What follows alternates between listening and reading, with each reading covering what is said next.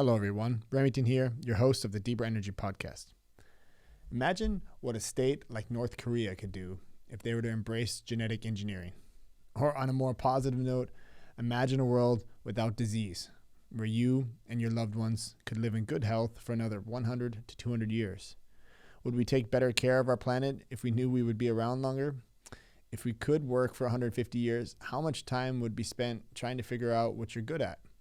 How much would the intense feeling and pressure or stress that many of us are feeling right now go away? Or would it get worse? If this pressure were to disappear, would our motivation to create disappear with it? Mark Ryle and I went down the rabbit hole of genetic engineering in this episode. Come along for the ride, and you might be surprised just how far along humans have come at playing God with our genes. But before I begin, I just want to mention that this podcast is separate from my controlling and management roles at my wife's pharmacy. It is, however, part of my desire and effort to bring high-quality information about health, religion, science, and the related tools for navigating these topics to you, the listener. For the last year or so, Eric and I have been figuring out how to run a weekly podcast with new and interesting guests while maintaining above-average production quality. And to be honest, I underestimated the time such an endeavor required. In order for us to not only continue down this path, but to create even better content for you, I am humbly asking for your support. The best way to support this podcast is to check out the website and contribute what you think via PayPal. Or visit our Patreon page at patreon.com/deeperenergy.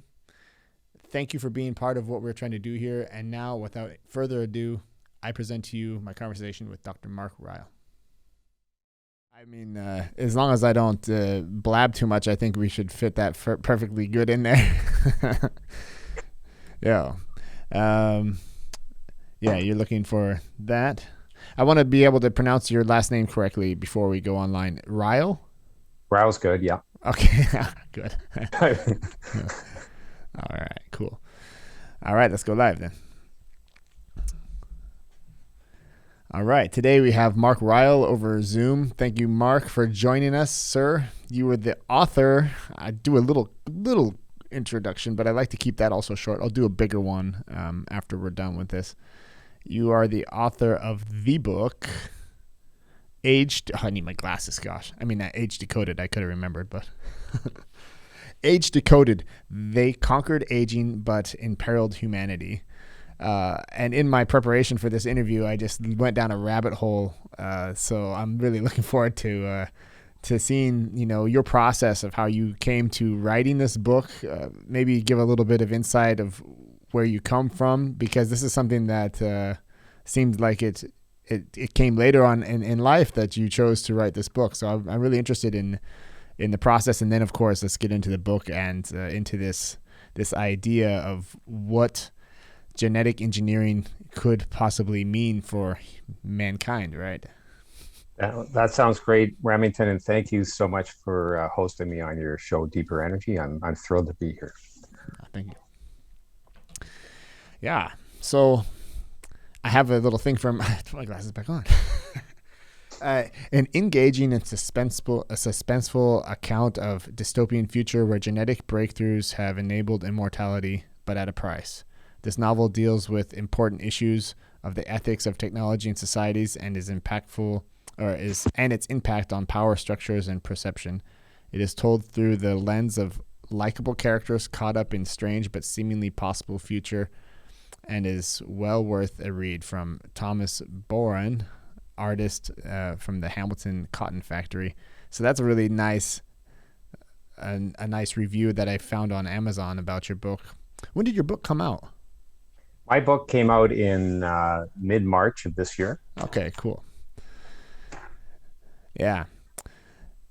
Okay, so Mark, let's get started. Where were you at before you wrote this book? Like, lead me up to the process of like deciding to write a book about genetic engineering. Sure, yeah. So first of all, the fascinating thing is I would never have thought I'd be here talking about me writing a novel. I'm not not really a writer by background, and or if I thought I'd written a book, it would have been a nonfiction for sure. I have written a lot of reports and analyses for various groups, but yeah. So getting to this point was pretty bizarre, and it was a lot of fun, but would never have forecast this for myself. And I don't think anybody who knows me would have forecasted for me either. So it started, I would say about 10 or 11 years ago when I compete in triathlons, and I'm a competitive, I'm pretty competitive on that front. I represented Canada in the World Championships in Switzerland in 2019. Wow. And I'm hoping to represent them again in Spain in a couple of years when triathloning gets up and running again. Anyway, I'm pretty competitive, very competitive on that front. And so I was interested in aging. It's all by age group when you do the triathlons. So I was in the 60 to 65-year-old group representing Canada. And it was really amazing that people in that group who are all crazy athletes. They train like, some of them are retired and they do like 3 workouts a day. But they were really high attuned to their age. Like if somebody who was 64 would say to someone who's 61, or would feel like the person who's 61 has a big advantage over them. Like I couldn't believe it. Like I thought, whoa, you can actually sense those 3 years of growing older. And they could.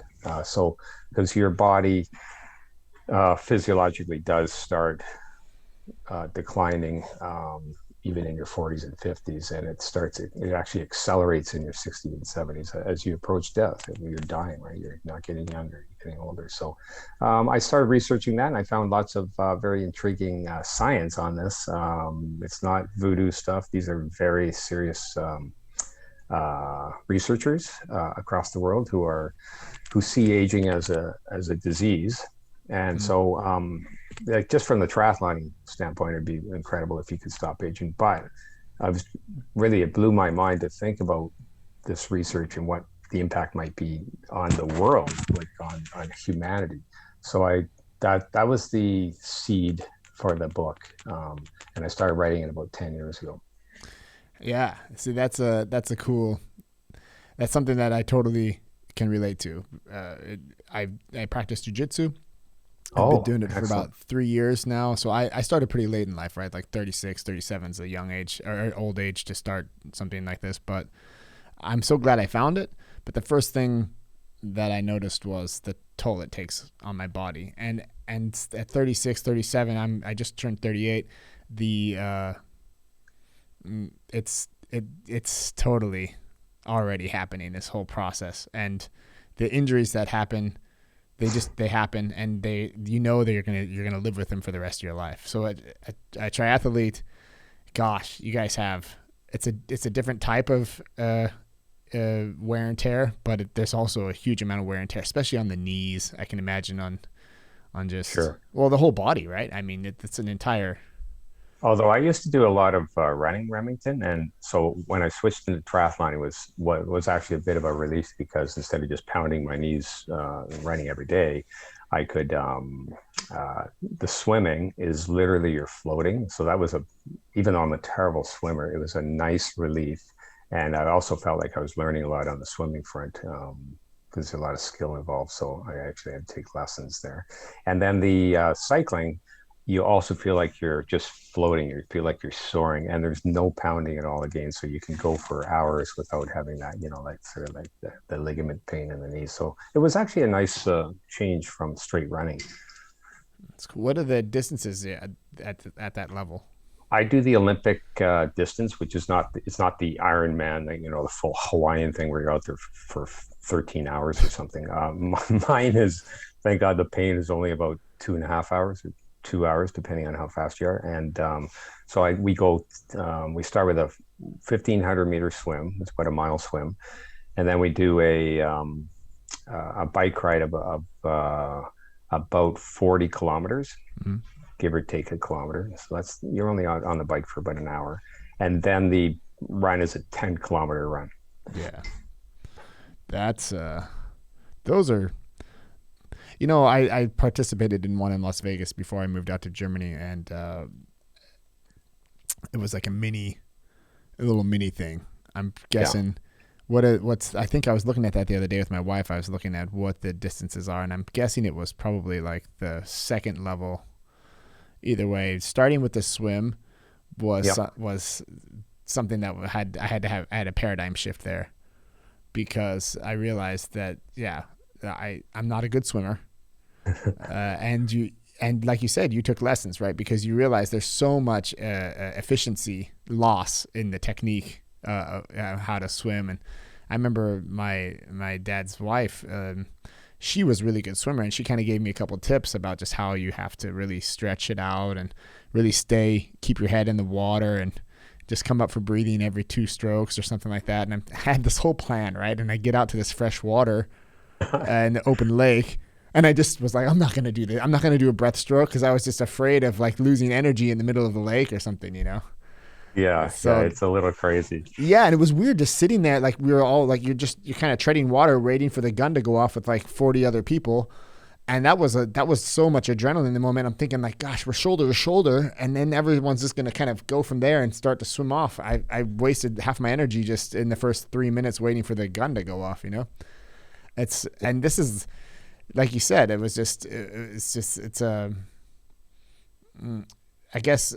If I didn't have that fear of the swimming, yeah, sure, for the body, the running is the hardest part, right, on the knees and stuff like that. But right, yeah, well, good for you for trying that. And a lot of I've encourage a lot of listeners to give it a shot sometime, like even go to the shorter distances and just try it out.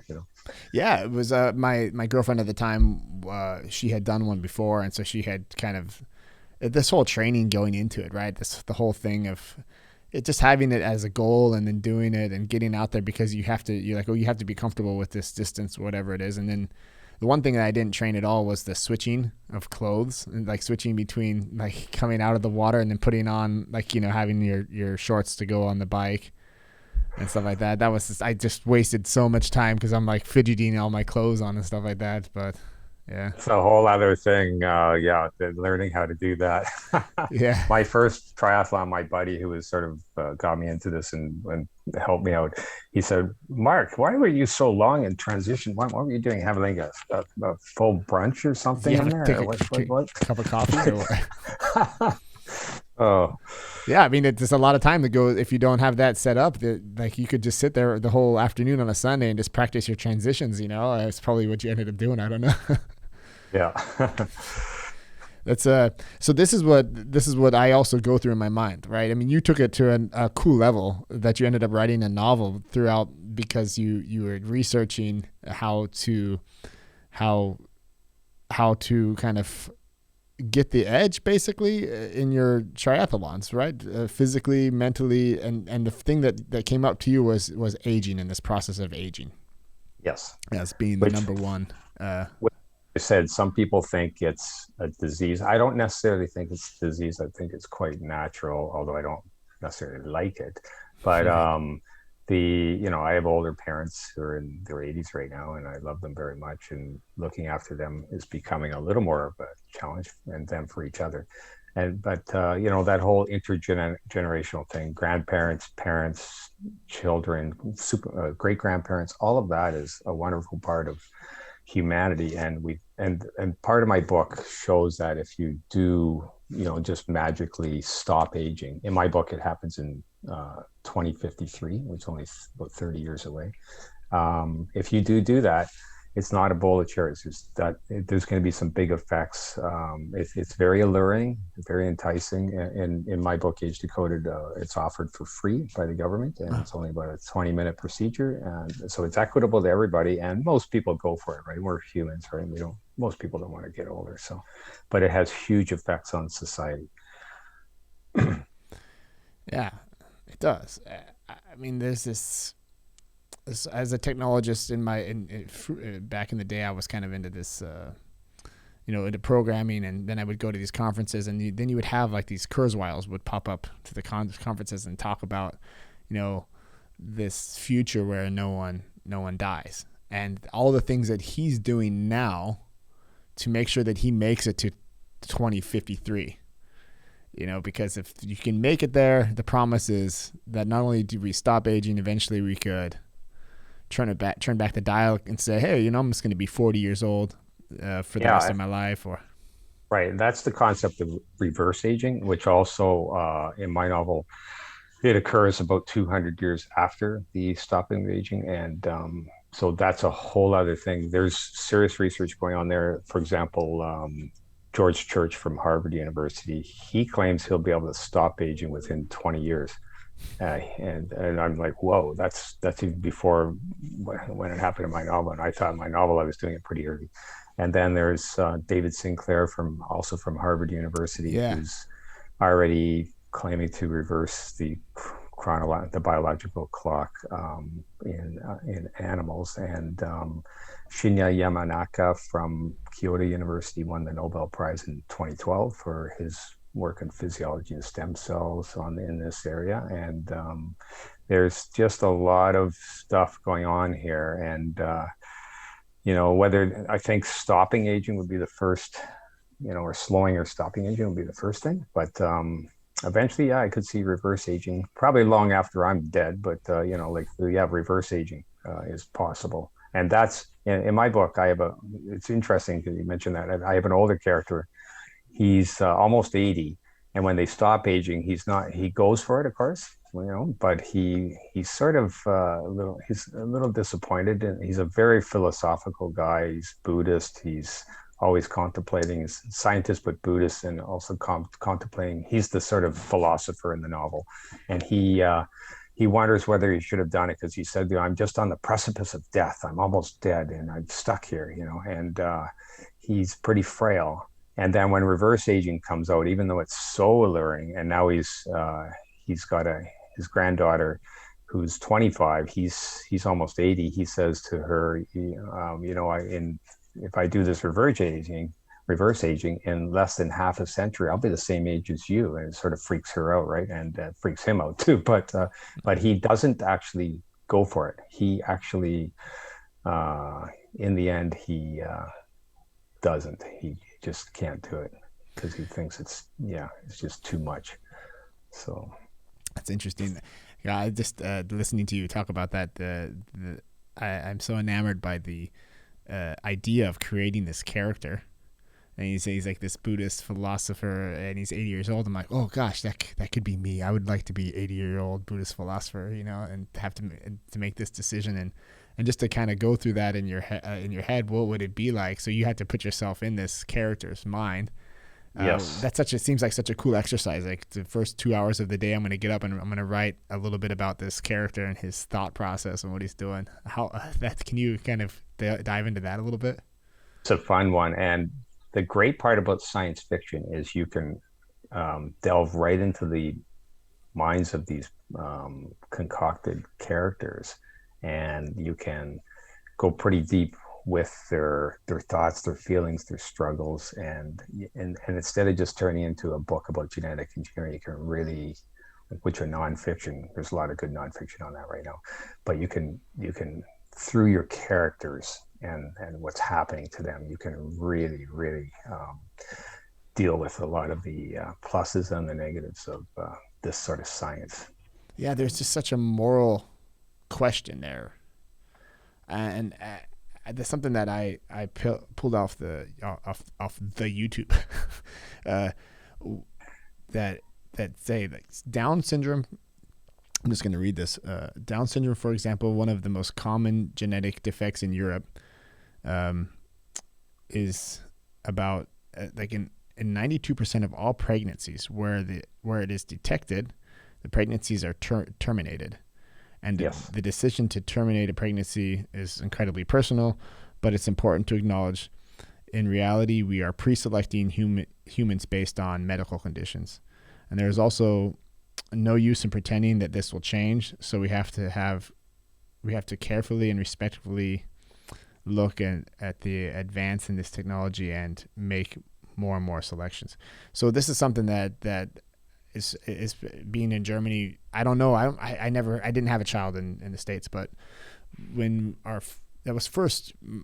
first child, we went around, there's like this time period where you need to check out this chromosome, I think it is, and you can test for it.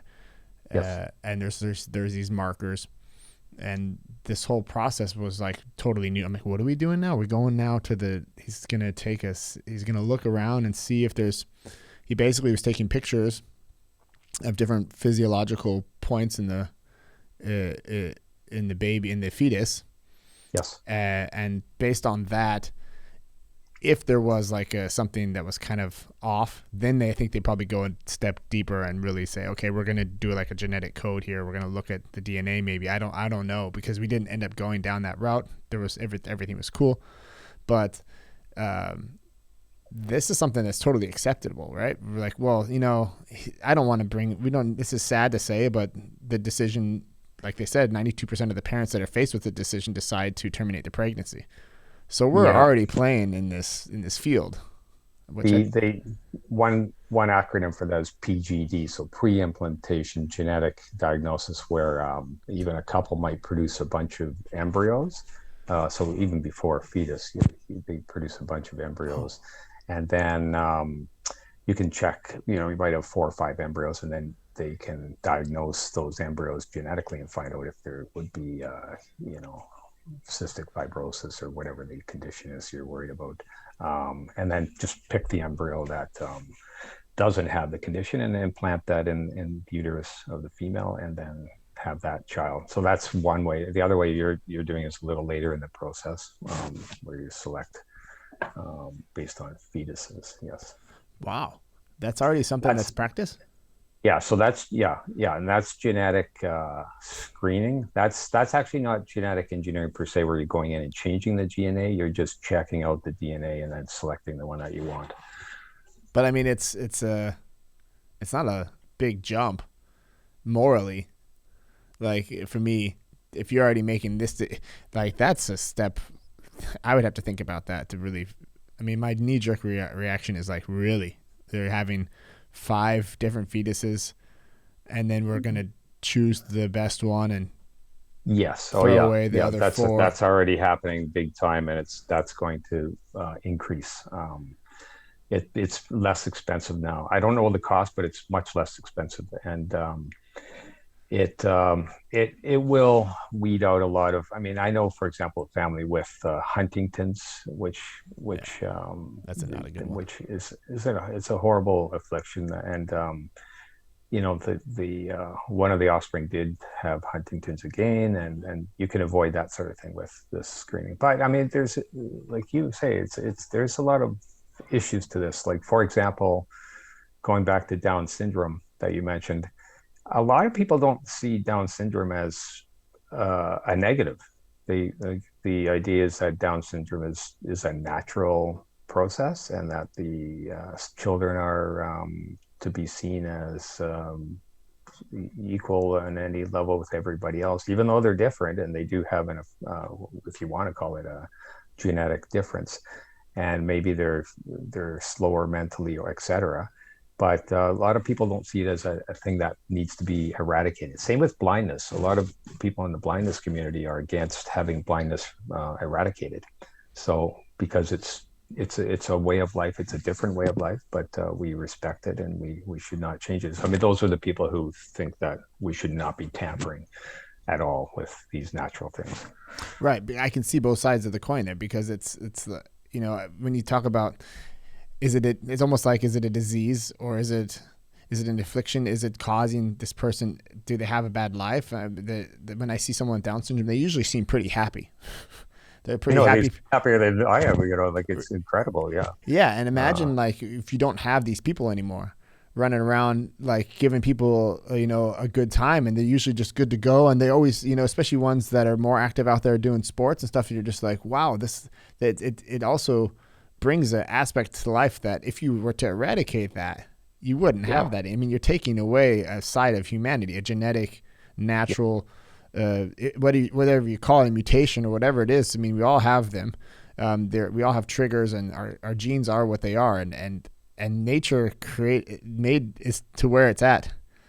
Yeah.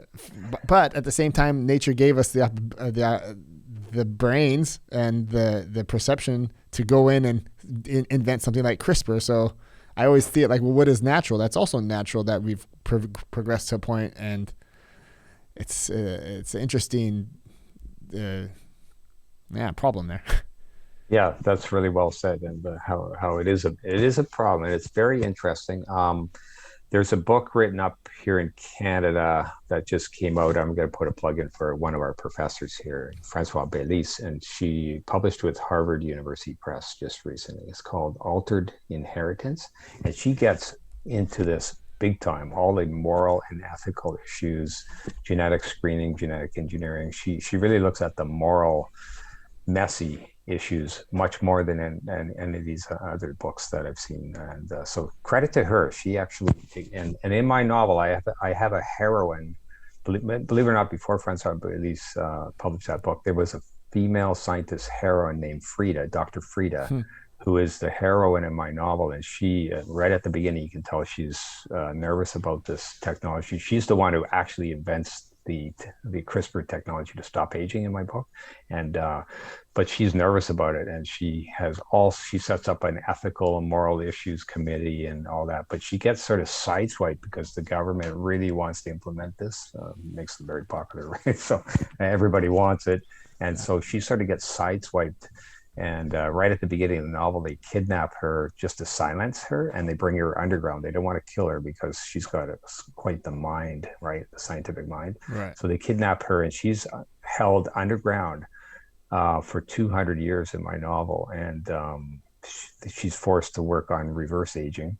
And they fake her suicide. So everybody in her family and the world thinks that she's killed herself, but she's quite alive underground. So that sort of sets the premise for the novel. That sounds like a very good. It reminds me of like George Orwell. It's like a very dystopian future. You know, it's. I mean, there's that. There's this whole thing of. I guess. What do you think about it on a positive level? Like, I mean, I know the book makes it more enticing, and it's definitely I can picture that more in my head. You know, something that's all happy is probably going to be pretty short because everything just works out, right? But I was thinking, like, I have this other thing. Imagine a world without disease, where you and your loved ones could live in good health for another 100 or 200 years. Would we take better care of our planet if we knew we'd be around longer? If we could work for 150 years, how much time would we spend trying to figure out what we're good at? How much, you know, that really hit me, because I think about how much I probably won't, I won't stop right now and just do a whole neurological. I would love to be like, go into neurology and become a doctor and do all this. And people will probably say, well, 40 is not 38's not too late. But that means everything that I've got going now, it's like, stop, I'm just going to do the next 8 years on this, you know. But if I knew that I had an extra 100 years, it'd probably be pretty easy to make that decision. Be like, cool, I'm just going to do this. I'm going to go dive into this because I don't have this pressure of like, well, I need to make sure that by the time I'm 60, I'm done with everything, making money, and I can retire. There's that financial pressure there. In fact, I don't even know what retirement would mean if everyone could live forever. And at the age of 25 years old, too, you can pick your age, right? So, in my book, there's a few characters who have more than a dozen PhDs because they get interested in this, then they do that, and they move around over a couple hundred years. They rack up a lot of these PhDs. It's pretty funny, but it's not. But it could happen, yeah, for sure. And I have to ask myself, like, would I have even written this book, which took me a lot of work, if I knew I had a few hundred years to get it done? Like, I probably would have procrastinated more, and maybe I don't know, but it goes both ways. It goes both ways, and it changes the whole concept of time. And the older fella I mentioned in Age Decoded, his name's, ironically, though he's Buddhist, his name's Jesus, and he was Catholic, and he converted to Buddhism earlier in his life. But anyway. In the book, he says, there's an interesting quote by Anonymous, and it goes something like, the thief to be wary of is the one who steals your time. And then he says, but I think it's the opposite. I think the thief to be wary of is the one that lends you too much time because they steal your humanity. For sure. That's exactly the problem, because this urgency that we have, it motivates us and makes life that much more tangible, right? This idea that I've just got this limited amount of time. If you take that away, yes, will progress stop? Will we stop pushing so much to get so much done in this time that we have? There's enough people out there that just don't have that pressure at all anyway. I mean, right. there's you can look around and there's people that they're just like, Netflix is good, I'm good. But there's a smaller percentage of people that are, I kind of have a feeling, my wife and I always talk about 80-20, the Pareto principle of, 20% of those people out there, you see them, they just have like this urge to, I mean, even you, just this urge to not just learn about this stuff, but to actually write a novel about it, to dive into it. And that enriches us. And like you said, if you hadn't had that pressure, maybe you just would have been like, oh, I have another 100 years. I'll get to that book. And then we never would have this conversation about it, and it wouldn't bring us further in the thought process. The people that listen wouldn't have the ideas that you have. That's what I love about books, the idea that you put these, you put your fingerprint on these ideas and give it a little bit of emotion, and people think about it, and all that would just would slow down if people stopped really having to have this pressure to, or maybe the last 10 years of their life they would, That's just the aging element. So in Age Decoded, obviously there's a focus on stopping aging using genetic engineering, but so many other things were impacted by genetic engineering. If you think of technology in the history of mankind, humankind, we've had some huge breakthroughs. Information technology is amazing, for example, and also nuclear technology was quite a breakthrough. And those things have their positives and negatives, obviously, right? But this technology, genetic engineering, it's the first technology that will actually change humans themselves, the actual makeup of humans. Nuclear didn't do that, and information technology didn't do that. Well, it hasn't done it yet, but it will once it's integrated, like the Neuralink, like the Elon Musk type thing, right. where the device is actually linked with your physiology. And I do deal with that in my book. I have neural integrated transmitters going on in 200 years. So you don't want to need your smartphone and all that. But like this genetic engineering is the first technology that will literally change humans. It's not just nurturing humans, not just helping humans, it's literally altering humans. That to me, that's the big breakthrough. This is a completely new frontier, and it's going to be a huge technology. I'm pretty upbeat on most of it, like like we mentioned, cystic fibrosis, Down syndrome, HIV, a lot of these conditions are going to be solved with genetic engineering. There's no doubt about it. Cystic fibrosis, for example, it's a fairly simple compared to other afflictions. It's literally just you have something like 3 billion pairs of nucleotides in your DNA, and the C and the G nucleotides are just flipped to G and C. So if you can just flip them back, you can solve that one affliction fairly simply. And they can flip nucleotides. They have the technology to do that. So it's a matter of getting in there, and even if it's an adult, going in there and changing the DNA without changing all of the DNA. So you need to be able to sort of zero in. And a study just came out a few weeks ago where they actually, for the first time, found a way to zero in. So there's I know I'm rambling a bit on the scientific front That's here, great. but this was a breakthrough in science. So there was a study it was a liver disease that causes this protein, which then breaks down the nerves of people. And it's a rare disease, but they had 4 patients, and what they did is they sent in these nanobodies into the patient's bloodstream. So it's sort of like a general thing, gets into the blood. But then those nanobodies were given the instructions to zero in on the liver area, just the liver, and then to unleash the genetic CRISPR type engineering in the liver, only the liver, and it apparently was successful. So this is just Dr. Gilmore and his group just a few weeks ago announced that's a huge breakthrough, because if they can zero in on specific cells and tissues, they will be able to use CRISPR engineering for very, very specific things like Alzheimer's in the brain, or wherever, certain cancers, HIV. They've already used it for cystic fibrosis, for sickle cell, which is the blood disease. It's going to be, there's a lot of positive that's going to come out of this, and it's all going to happen very, very soon. It's happening now in certain areas. That's what the weird thing is about it, though, is like when you open this door, right, that it changes humanity forever. So I see like there's these two paths, and there's this path on the right and there's a path on the left, and the path on the right, there's this footsteps going down this path, more and more and more footsteps going down this right path, where it's even the fact that we pre-screen for Down syndrome, let's say again, what we're doing is we're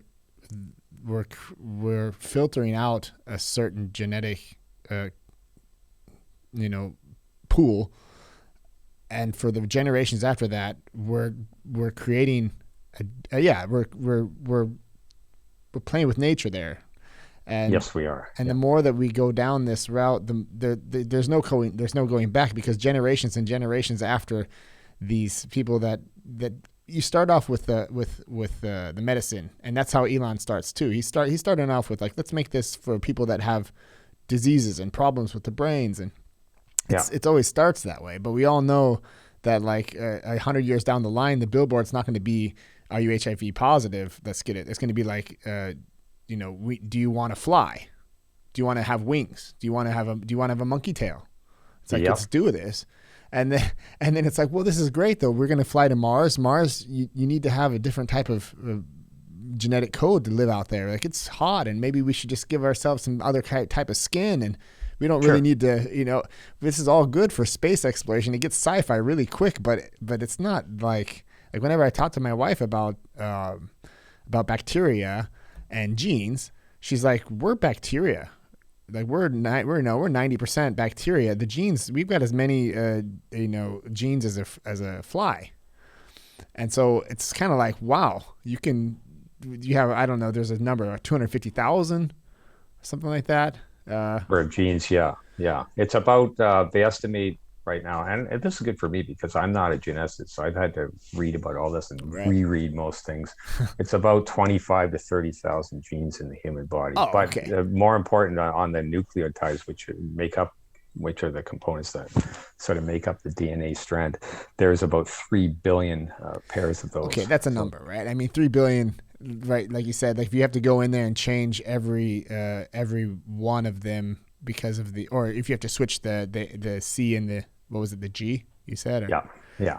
Right. So that's a lot of work. And I could see like this, what was it? This TSA, what is the thing called? This CRISPR machine kind of like going over the genetic code and kind of feeding it through and giving out like a new tail of corrected, the ladder is corrected. Yeah. And it's not just screening. Like, I know you mentioned the screening, but, and the dangers that the screening is changing our gene pool, will change our gene pool. But we've done that with breeding of animals and crops and all that. We've done that sort of selection. But if you go in and you edit genes of adults who then reproduce with their new DNA, then you're changing the gene pool that way too, right? And there's quite a worry about that right now. So there was a scientist in China a couple of years ago, He Jiankui, who is now in jail because he tried to genetically edit embryos, and you're not supposed to do that right now, at least right now. But I don't think it's going to be controllable in the end. But at least right now, the scientific community is quite nervous about that. That's called heritable gene editing, where whatever changes you make, it's a little like Jurassic Park. You make the changes, and then whoa, who knows what the implications are? And it's in the gene pool, it's in the stream, and it could change. It could have unintended side effects, they call it, right? Yeah, but once the what do you call it, the rabbit's out of the hat, then we're in it to win it. And then once the dinosaurs are on this island, they're just gonna fly away and come visit us in our normal daily lives and just take people for rides. The Jurassic Park movies are fantastic in that sense, right? And the new ones, they've even gone further because the technologies has also improved. So they have like when you watch the way, there must have been some of these scientists probably helping in the development of the film. It's very enjoyable the way that this guy is he's just a designer. He's just an artist. He's having a good time. This main engineer there, he's like, we got frogs and we've got this, and we've got all these different animals, and we're helping them because I guess the genetic code of the dinosaurs wasn't full, right? So they had to kind of piece it together with other amphibians and whatnot. And yeah. Right. So it is a Pandora's box, but not so negative. I'm pretty positive on this. It's like the nuclear technology, information technology. We're gonna have to watch, make sure it's harnessed properly, make sure terrorists, for example, don't make themselves more powerful with this, or affect other people. There are a lot of issues, but it's going to be tough to control. Like we can talk about how they're trying to control genetic engineering, but I'm just telling you that it's not going to be easy. And it's like in athletics, trying to control steroid use. The World Anti-Doping Agency has tried, but there's still players out there and organizations and corporations and individuals who are and scientists who are involved in steroid use. And just on that front, on the sports front, I'll predict that there will be world records shattered in the future because of people using genetic engineering to boost performance. Well, this is also that kind of brings us full circle back to how you got started down this route, because what did you end up like? Is there anything that you implement in your daily life? Is there anything that you do differently since you've learned about this? And because the goal, like you said, you want to compete in Spain, and you said between 60 and 65. So which one are you in there? I'm right now 62. So if I get into the World Championships again, it'll be in Spain in 2 years. I'll be 64. So I'll be in the older end of that group instead of last time I was 60, just turning 61. So I was in the young end of the group. Yeah. And so, I'm sorry, go ahead. Yeah. So no, I haven't really. I wish I could say I had a secret potion I was using, right? But no, I'm not. I wish you did. But yeah, I haven't really changed anything, although I'm working on my swimming. That's what I'm doing. Yeah. But that's not genetic engineering, right? So, but as an athlete, I'm sure there's something I don't know if I can turn you on to some guys, because I'm following this guy right now here, Andrew Huberman from Stanford. He's got a podcast. He's been doing it since the beginning of the year. He's a neurologist and he's got another title somewhere in there, and he does it outside of his Stanford work. He does this podcast, and he goes deep fast, and this whole idea about neurons and then he goes into, basically, I can't repeat it. That's why he's a professor, and I'm just a guy I just write down everything he says and try and implement it, and there's things like that too, like for enhancement in sports. And something that I came up upon was peptides, which are kind of like going up the chain a little bit. So you're not really talking about steroids anymore. You're just talking about the processes that create testosterone or create healing. And just he's going like a level up and saying, these things they're not banned yet. Yes. And I busted my knee the other day. I've been working on it, but I finally hit the point where it's like, okay, I have to do something. And I got a hold of some peptides, and I've been injecting them into my knee to see how is it gone? How is it? Have you noticed the difference? I've kind of kept a little journal because I'm on day 6 right now. So it's a 30-day injection. Like you do 30 injections once a day of about 0.3 milliliters. So very small dosage. I ended up getting my hand. It's weird. It's like a black market thing. I had to get my hand. Like you basically go to this website where all the people buy their anabolics, and I'm like, well, what am I doing here,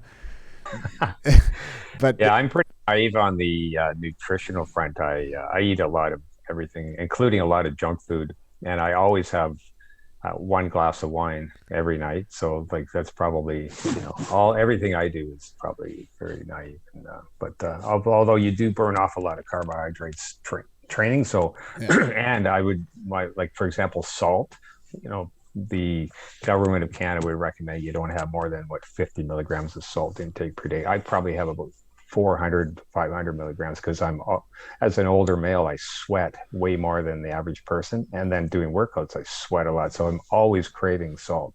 And that sounds like crazy, but I have to take in a lot of salt, salty stuff, chips and pretzels, cashews, whatever. And they all taste so good too. So it's nice. But, the glass of wine is usually there around 10 o'clock at night. That's interesting. That the salt thing is something that Franzi and I keep on mentioning to my wife because we talk about this stuff all the time and we always are looking in. And she tries a real low carb diet, but the first thing that happens with her is exactly that. She doesn't have enough sodium, and so she actually has to supplement like salt into her water and stuff just to kind of make sure she's got enough sodium because those synapses, it's a chemical process, and once those babies don't have enough sodium going on, your brain just kind of takes a little break there, and it's not a fun feeling. And once you crave it, she's probably craving. I'm noticing it, feel it. Then you're already deprived. Yeah. That's something that's why I just knew that this conversation would be kind of easy to go with because when you're out there, it's also kind of reassuring to hear that you don't really you're not like this vigilant diet guy, and that's because these ultra marathon people, they all just like they preach this clean diet food, so it's nice to hear that you can still perform at that level at that age and kind of even like a beer before the glass of wine. That's a nice combination, but I don't do that too often. I wouldn't do it the day before a race, but right. Anyway, but I like to enjoy life, and I do like eating, Yeah, that's the thing about all these diets, right? It's like I like eating. Don't take that away from me too. I went a couple years ago. I tried this diet with the keto diet. Oh yeah. And I hated my life, so I stopped doing it because it was just terrible. It was literally. I think that would be low carbohydrate. Low. You would probably feel. Well, I tried that. That's sort of low carbs, right? And you're driving up the keto levels. Is that right? I mean, technically, like the extreme level is you really can only eat fat. Like that's the only thing you have to like.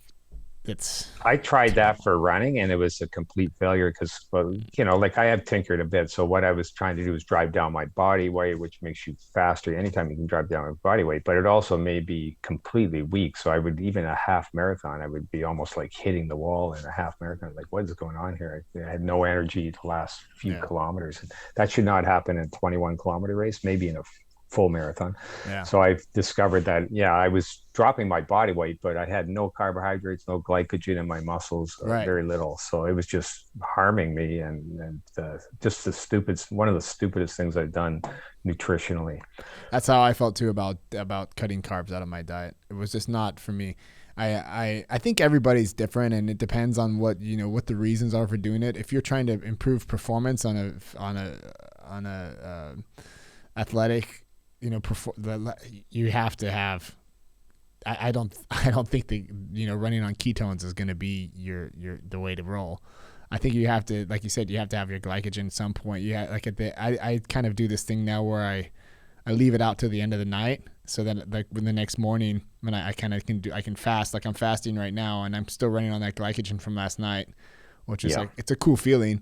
And then it hits around like. Well, about now, I think once we get off the phone today, I'm going to just, get some meat and some vegetables. And then at night again, give me some carbs, give me some rice, give me some noodles, and obviously vegetables. It's just like, you ever try athletic greens?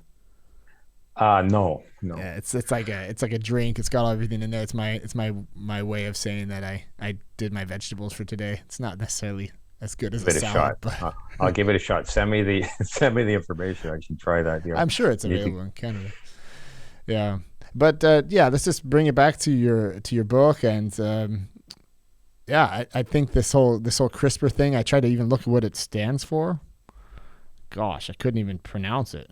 It was I think it's clustered, regularly interspaced, short palindromic repeats. Right. I think I might have that right, but it's a mouthful. I couldn't even Yeah, this prokaryotes. It's the genomes of prokaryotic organisms.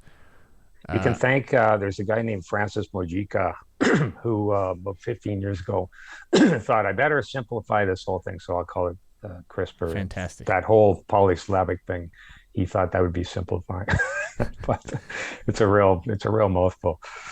Yeah, but it's happening. It's cheap now. It's part of our future. And in your book, you gave us an idea about, more than idea. You gave us multiple characters that were dealing with this on different levels and different interactions with what genetic engineering can mean for our society as a whole.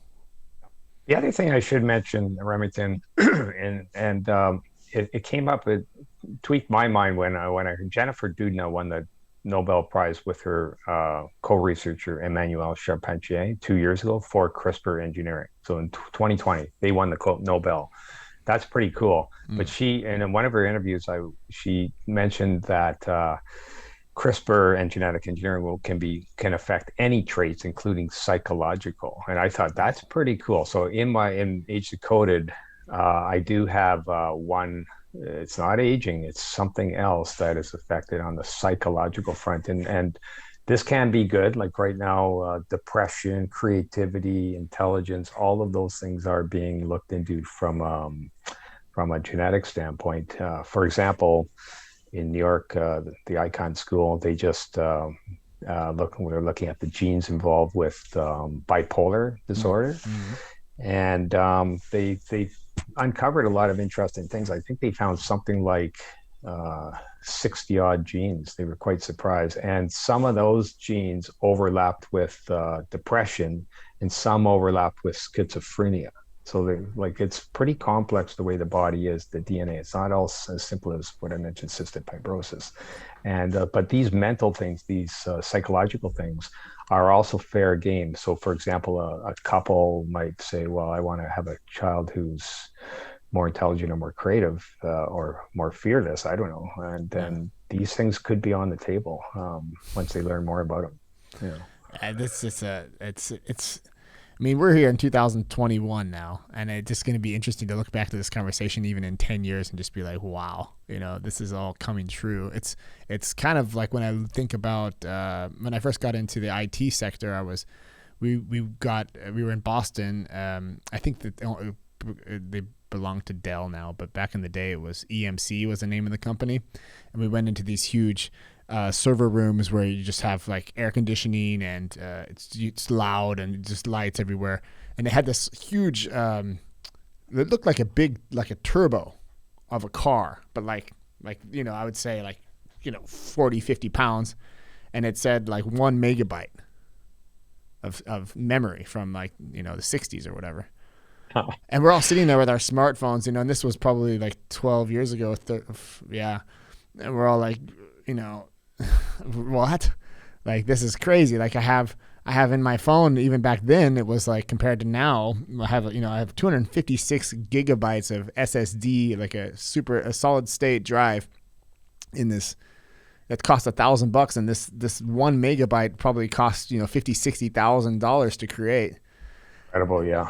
And it's like we just take that all for granted, really. It just was what it is. And I mean, Eric here, he's 20. He's sitting over here, he's looking at me like, you're a dinosaur, man. What are you talking about? Like, But the truth of it is that these technologies, they go and they progress to that point where it's going to be like, of course, who wants to not have a designer baby? Every baby should have the chance to have perfect genes. How dare you let this person come to the world just how nature was supposed to? They're basically they have disabilities. These people should have other parking places because you didn't, didn't check the box when, during conception. It's just. It's an impending. I call it an impending tsunami, and it's going to happen. And it's not going to be equitable. In my book, everybody can get the Age Decoded. It's offered by the government for free, but a lot of this stuff like the designer stuff that you mentioned, whatnot, it won't be equitable. It'll be, obviously people with resources or money will have first dibs. And but it's a complex web too. You've got corporations involved. A lot of the like Intelia and other corporations are just massive in these areas. But governments too, science and China and the United States in particular, have huge foundations funding this. All the universities, I've mentioned Harvard already, Kyoto University, but tons of them, UCLA, UC Berkeley, are involved. And then you have individuals involved. So there's all sorts of, it's a real hybrid mixture of players, and it's going to be hard to control it totally. There's nobody's going to be able to control it totally, and it's like trying to control nuclear weapons. I think is a good example. Yeah, I just don't want any like North Korean super soldiers popping out of, where, I mean, he could easily implement, say, hey, you guys are all under the thumb here. You're getting this genetic coding, whether you like it or not. It's just like a very scary thing on one end, but then like the possibilities of it. What about intellectual property? Like I hear about, there's a lot of talk about that right now in the media about the China, the way that they are able to kind of use the greed of the U.S. and churn around this whole intellectual property thing on itself, and they're creating new businesses with basically all of the research and development from American companies and creating their own businesses out of it, just because, we need them. Right? And that happens in all industries, competitive industries, right? Luckily, the human genome itself is shared, and it's open. I think even I remember the COVID virus was shared pretty quickly, and I think even late December, that first instances. So it's distributed. Those genetic things are generally shared, but not all of it. And all the advances, like specific CRISPR techniques, will not be shared. I can give you one example that's pretty important. I was just reading about one that is called anti-CRISPR. So this is a technology that Amit Chaudhry has just developed. And I believe he's at MIT. That's another institute that's quite involved, the Broad Institute at MIT. Anyway, Dr. Chaudhry had a publication a couple months ago where he talked about this thing called anti-CRISPR. So anti-CRISPR is meant to defend against CRISPR. So it would be almost like if there was a terrorist trying to bring in this genetic engineering to affect all humans somehow and target their brains or whatever. You could take this anti-CRISPR almost like an antidote.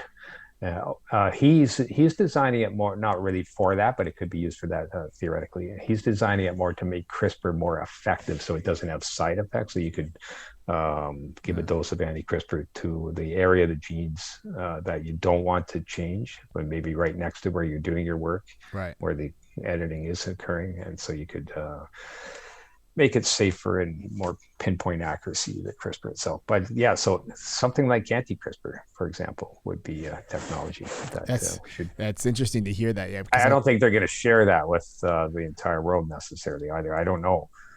Something like that. The U.S. government might want to keep that one a little more American. I don't know. Like, who knows, right? Who knows what they're going to share? What's deemed as important for national security, for example. It's the implications are just it's wild.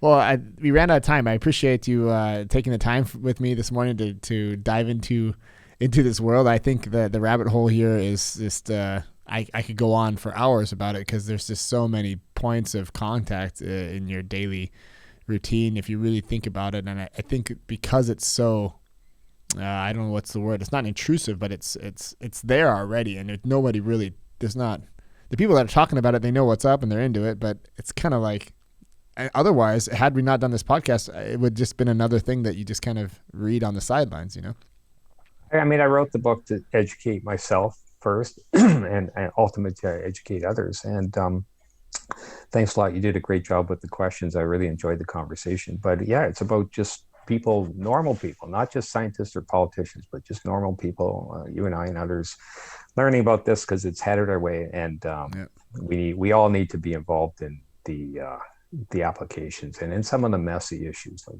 to have our say. Yeah, very good. All right, Mr. Ryle. Until next time, maybe I'll hit you up in another year. We'll be having a whole nother conversation here. That'd be great. Thank you so much, Remy. I really enjoyed that, Remington. That was great. Thanks. All right. Have a nice day, sir. No? Bye-bye. Bye-bye.